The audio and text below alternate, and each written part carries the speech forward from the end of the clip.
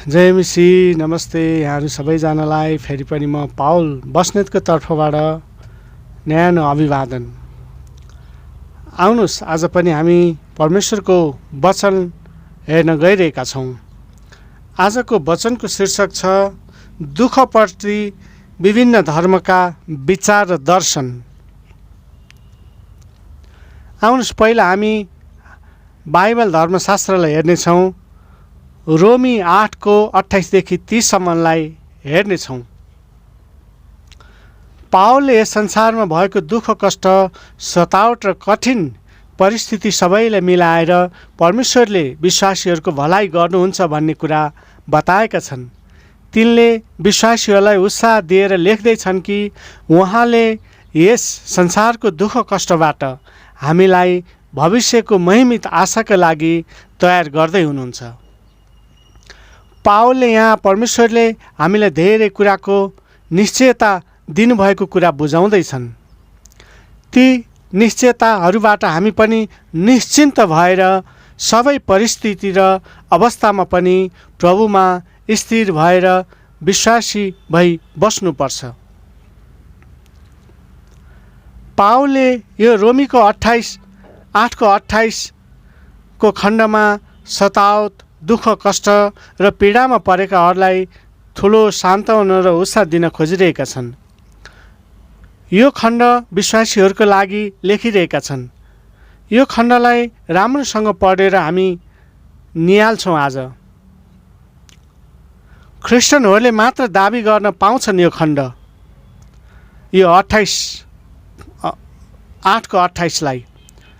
अझ त्यसमा पनि नामधारी ख्रिस्टियन होइन, प्रभुमा समर्पित र उहाँलाई प्रेम गर्ने व्यक्तिले मात्र यो पदको प्रतिज्ञा दाबी गर्न मिल्छ वा पाउँछ।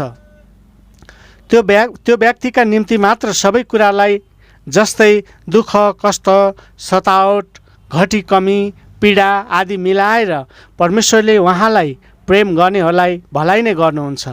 उहाँले सबै कुरालाई भलाइमा परिणत गर्नुहुन्छ। परमेश्वरले हामीलाई सबै परिस्थितिद्वारा ख्रिस्ट जस्तै परिपक्वमा बढाउँदै हुनुहुन्छ। दुःख कष्ट भोगेको व्यक्तिले प्रभुको अनुग्रह पनि अनुभव गरेको हुन्छ। सुनलाई कञ्चन बनाउन खारे जस्तै परमेश्वरले हामीलाई पनि खार्नुहुन्छ। हामीमा भएको घमण्ड, ईर्ष्या, डाहा, लोभ, अहङ्कार, यी पापहरूलाई सतावट र दुःख कष्टले हटाइदिन्छ। यो प्रतिज्ञा हाम्रा निम्ति ठुलो निश्चयता हो। परमेश्वरले सबै परिस्थिति र अवस्थालाई नियन्त्रणमा लिनुहुन्छ। उहाँले सबै माथि राज्य गर्नुहुन्छ। उहाँले सबै परिस्थितिमा पनि विश्वासीहरूलाई बलियो बनाउनको निम्ति लगातार रूपमा चलाइ नै रहनुहुन्छ। के तपाईँ उहाँलाई प्रेम गर्ने विश्वासी पर्नुहुन्छ? के तपाईँ उहाँको वचनमा समर्पित विश्वासी हुनुहुन्छ कि नामधारी विश्वासी हुनुहुन्छ? उहाँको वचनको आज्ञा छ, सारा प्राणले, सारा शक्तिले, आफ्नो सारा हृदयले र सारा बुद्धिले प्रेम गर परमेश्वरलाई। मत्ती 22को 37, व्यवस्था 6को 5मा हामीले परमेश्वरलाई सम्पूर्ण हृदयले प्रेम गर्नुपर्छ भनेर बताइएको छ। प्रियहरू, प्रभु येशू ख्रिस्टले हामीलाई उहाँको उद्देश्य अनुसार जीवन जिउन बोलाउनु भएको हो। तर हामी धेरै जस्तो ख्रिस्टियनहरूलाई यो कुरा थाहा नहुन सक्छ। मानिसहरूले प्रभु येशू ख्रिस्टलाई विश्वास गर्नुको अर्थ र मतलब खालि आफ्नो फाइदा र आफ्नै मुक्तिको निम्ति मात्र भन्ने सोचेर आफ्नो जीवन जिइरहेका हुन्छन् लापरवाहीसँग। हामीले परमेश्वरको योजना र उद्देश्य बुझ्नुपर्छ। हामीले हाम्रो जीवनद्वारा उहाँको उद्देश्य पुरा गर्नुपर्छ। उहाँको उद्देश्य र योजना बुझ्न हामीले उहाँका वचन बाइबल पढ्नुपर्छ, किनकि उहाँका उद्देश्य र योजनाहरू सबै हामीलाई बाइबलमा दिएको छ। उहाँका इच्छा र उद्देश्य अनुसार बोलाइएकाहरूको नयाँ प्रकारको सोचाइ र हेराइ हुन्छ। जीवनको अर्थ नै पहिलाको भन्दा र अन्य जातिको भन्दा भिन्दै हुन्छ। अब ख्रिस्ट विश्वासीहरूले अहिलेको संसारको अवस्था, दुःख, कष्ट, सतावट र पीडालाई हेरेर दुःख मन नगरी भविष्यको आशालाई हेरी साहस र उत्साह पाएर हिँड्छन् वा जिउँछन्। स्वर्ग नै खासमा विश्वासीहरूको घर हो। हामी क्रिस्चियनहरू परमेश्वरका सन्तान र स्वर्गका नागरिकहरू हौँ। त्यसकारण हामी विश्वासीहरू सबै कुरा र सबै परिस्थितिहरू सहन्छौँ। हामी कुनै कुराको विरोध गर्दैनौँ, किनभने परमेश्वर हाम्रो साथमा हुनुहुन्छ। परमेश्वरले आफ्नो इच्छा, उद्देश्य र योजना हामीमा पुरा गर्नुहुन्छ भनी यहाँ रोमी 28:29 पनि बताइएको छ। क्रिस्चियनहरूलाई ख्रिस्ट जस्तो बनाउनु उहाँको योजना र उद्देश्य हो। यो कुनै दर्शनशास्त्र वा ईश्वरशास्त्र धेरै जानेर आफ्नो ज्ञानमा जीवन जिउने होइन, बरु आत्मिकी अनुभव गर्दै जाने कुरा हो। परमेश्वरलाई सबै कुरा थाहा छ कि संसारमा क्रिस्चियनहरूलाई सताव, दुःख, कष्ट छ भनेर, तर पनि उहाँले ती विश्वासीहरूमा आउन दिनुहुन्छ। किनकि ती परिस्थितिहरू र सतावटले विश्वासीहरूलाई अझ प्रभुको नजिक जान सहायता गर्छ र नराम्रा कुराहरू जस्तै घमण्ड, लोभ, लालच त्याग्न सहायता गर्नेछ। सतावट, विरोध, दुःख, कष्ट जति नै धेरै भए पनि उहाँले आफ्नो उद्देश्य हाम्रो जीवनमा अवश्य पनि पुरा गर्नुहुन्छ। वास्तवमा त्यो चाहिँ हामीलाई ख्रिस्ट जस्तै बनाउनको निम्ति हो। ख्रिस्ट जस्तै बनाउनु वा बन्नुको अर्थ हाम्रो स्वभाव, हाम्रो व्यक्तित्व, हाम्रो चरित्र, व्यवहार ख्रिस्टको जस्तो हुनु हो। ख्रिस्ट सिद्ध र अनन्त हुनुहुन्छ। उहाँमा रोग, विराम, दुःख, पीडा, पाप र मृत्यु छैन।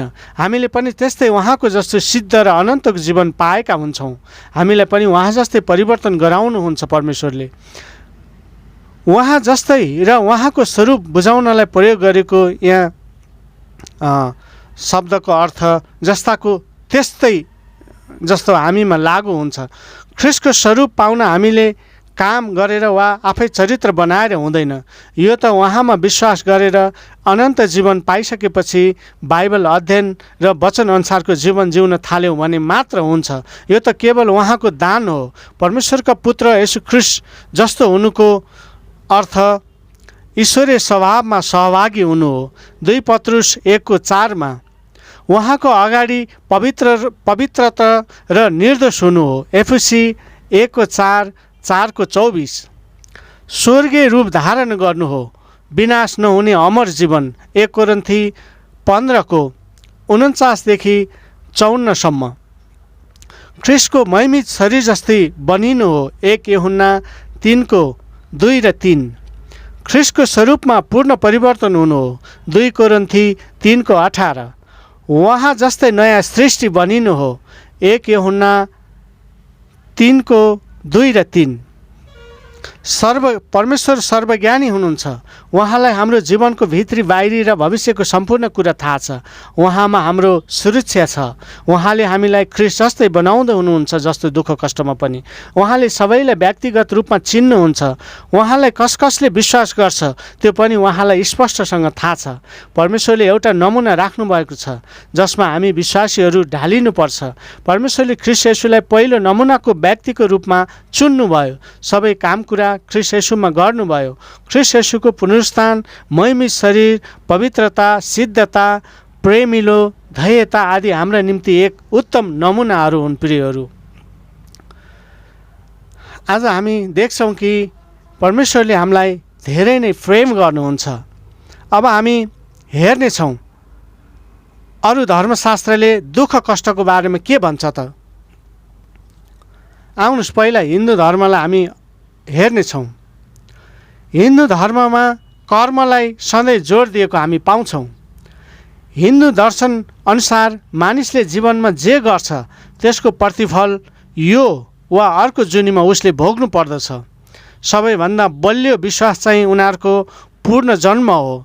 जुन पूर्ण जन्मको विश्वास अनुसार मानिसको जन्मने क्रम, जसलाई चक्र पनि भनिन्छ, त्यो चक्र चलिरहन्छ।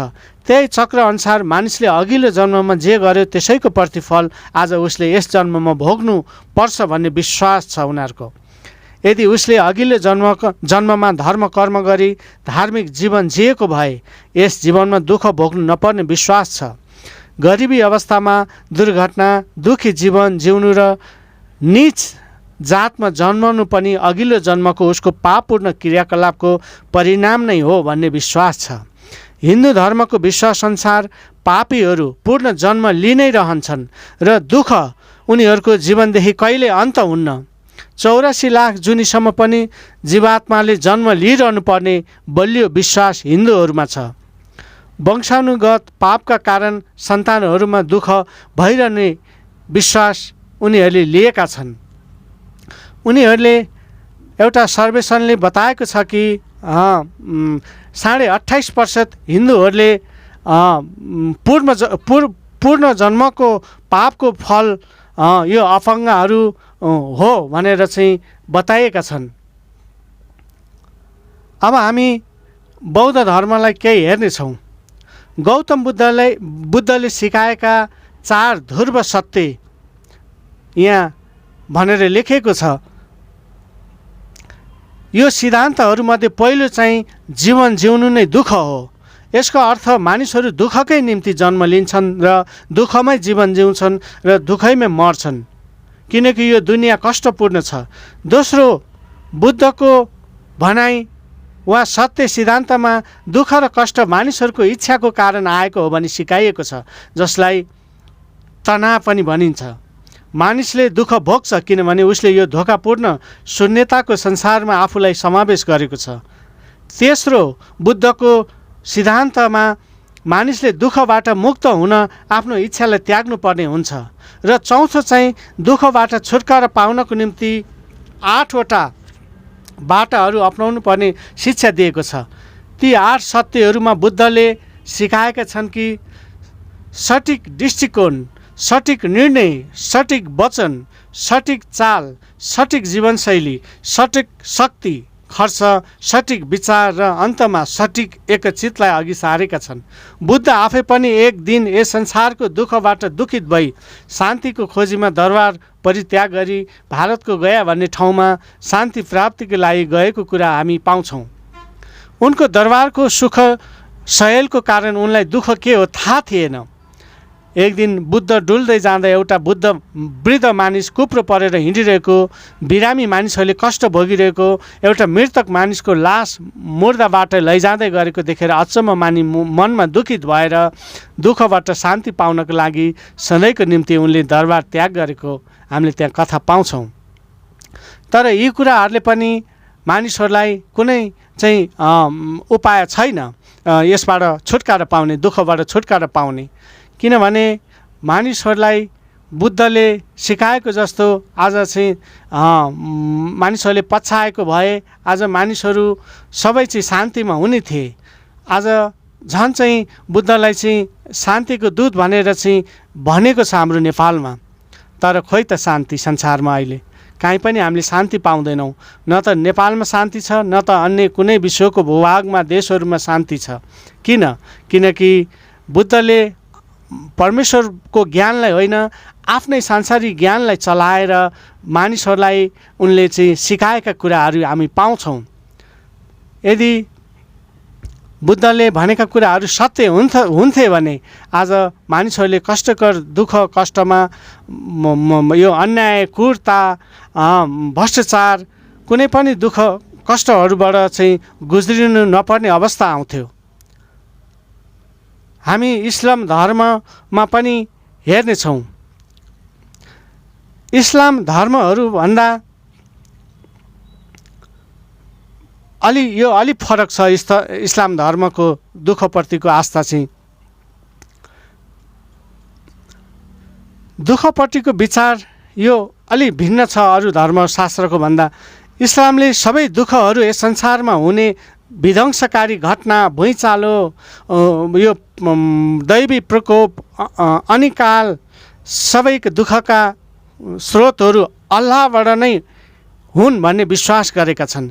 सबै दुःखका जिम्मेवार अल्लाह नै हुन् भन्ने दरिलो आस्था र विश्वास छ इस्लामहरूमा। यहुदी विश्वास पनि हामी हेर्छौँ। बाइबलमा एउटा घटनाको उल्लेख भएको छ। येशूका चेलाहरूले येशूलाई एउटा अन्धो मानिसको विषयमा सोधेको प्रश्नबाट थाहा हुन्छ कि यहुदीहरूको यस संसारमा हुने दुःखलाई हेर्ने दृष्टिकोण अचम्म खालको थियो भनेर। यूहन्ना 9:2 ती चेलाहरू यहुदी संस्कृति र परम्परामा हुर्केका कारण उनीहरूको दुःख कष्टको परिभाषा उनीहरूकै सामाजिक परम्परा अनुरूप थियो। उनीहरूले येशूसँग एउटा जन्मै अन्धो केटालाई औँलाएर सोधे, हे गुरु, कसले पाप गर्यो यसले कि यसका आमा बुवाले यो मानिस अन्ध जन्म्यो? यस प्रश्नबारे विचार गर्दा हामी धेरै तरहले हिन्दू विश्वाससँग मिल्दो पाउँछौँ। माफ गर्नुहोला, यहुदी परम्परागत विश्वासलाई केलाउँदा के कुरा थाहा हुन्छ भने सबै दुःख कष्ट दुई तरहले आउँछ। कि त उसका पितापुर्खाले गरेका पापका कारण, कि त त्यस व्यक्तिकै पापका कारण। तर बाइबलले शिक्षा यी सबै शिक्षाभन्दा भिन्न खालको छ प्रियहरू। यदि हामीले बाइबललाई विश्वास गर्छौँ भने यो अद्वितीय छ, किनभने परमेश्वरले हामीलाई सबै असल चिज दिनुभएको थियो। संसारमा दुःख भन्ने कुरै थिएन। आदम र हव्वालाई उहाँले सृष्टि गरेर अदनको रुखमा ल्याउनु भएको थियो, जहाँ चाहिँ पाप थिएन, मृत्यु थिएन, दुःख थिएन, कष्ट थिएन। मानिसहरू बुढो हुँदैन्थे, दाँत झर्दैन्थ्यो, आँखा अन्ध हुँदैन्थ्यो, कपाल झर्दैन्थ्यो। मानिसहरू एकदम सिद्ध थिए। मानिसहरूलाई केही कुराको पनि खाँचो थिएन। उनीहरू आनन्दसँग परमेश्वरसँग सङ्गति गरेर फलफुल खाएर आनन्दको जीवन जिउँथे। तर पापले गर्दा शैतानले आज मानिसहरूलाई परमेश्वर र मानिसहरूको बिचमा फाटो ल्यायो। त्यही कारणले आज जति पनि संसारका दुःख कष्टहरू छन् प्रियहरू, यो परमेश्वरबाट होइन, किनभने परमेश्वर प्रेमिलो हुनुहुन्छ। उहाँले आफ्नो सृष्टिलाई प्रेम गर्नुहुन्छ।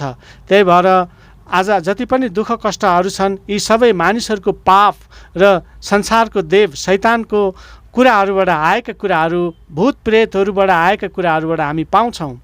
त्यही भएर उहाँले मानिसहरूलाई अहिले पनि प्रेम गर्दै हुनुहुन्छ, ताकि फेरि त्यो दुःख कष्टबाट फेरि अनन्त जीवनको निम्ति उहाँले मानिसहरूलाई फेरि त्यही पहिलाकै मानिसहरूले गुमाएको त्यही स्थानमा जुन अनन्त जीवन, जुन खुसी, जुन आनन्द, जुन सङ्गति थियो, त्यही कुराहरूमा फेरि उहाँले चाहिँ मानिसहरूलाई पुनर्स्थापित गर्दै हुनुहुन्छ। प्रियहरू, आज तपाईँहरूको विश्वास के छ?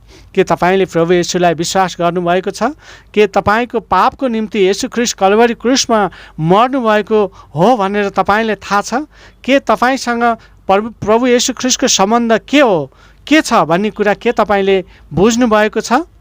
तपाईँको पापको निम्ति येशू ख्रीष्ट मर्नुभएको हो। तपाईँको मात्र नभएर सारा संसारको पापीहरूको पापको निम्ति येशू ख्रीष्ट कल्भरी क्रुसमा मर्नुभएको हो। उहाँ मर्नुभयो अधर्मीहरूको हातबाट, फेरि 3 दिनमा जीवित भई उठ्नुभयो र यस संसारमा धेरैजनामा देखा पर्नुभयो र 40 दिन 40 रातसम्म जीवित भएको गवाही देखाएर उहाँ सबैलाई प्रमाण देखाउँदै हिँड्नुभयो र विश्वास गर्नेहरूलाई वचन दिएर फेरि फर्केर आउने एउटा प्रतिज्ञा दिएर, जसले उहाँलाई विश्वास गर्छ ती मानिसहरूलाई लिन आउने प्रतिज्ञा दिएर उहाँ अहिले स्वर्गमा सिंहासनमा विराजमान हुनुहुन्छ। प्रियहरू, यदि तपाईँ स्वर्ग जान चाहनुहुन्छ, यस संसारको दुःख कष्ट जीवनबाट मुक्त हुन चाहनुहुन्छ, नरकबाट तपाईँ छुटकारा पाउन चाहनुहुन्छ, शैतानबाट पापबाट छुटकारा पाउनुहुन्छ भने तपाईँले आज नै प्रभु येशूलाई मुक्तिदाता भनेर स्वीकार गर्नुहोस् र उहाँमा सित्तैमा पाप क्षमा र अनन्त मुक्ति पाउनुहोस्। धर्मी प्रभु येशू ख्रीष्ट तपाईँको पाप क्षमा दिनलाई तयारी हुनुहुन्छ। आमेन।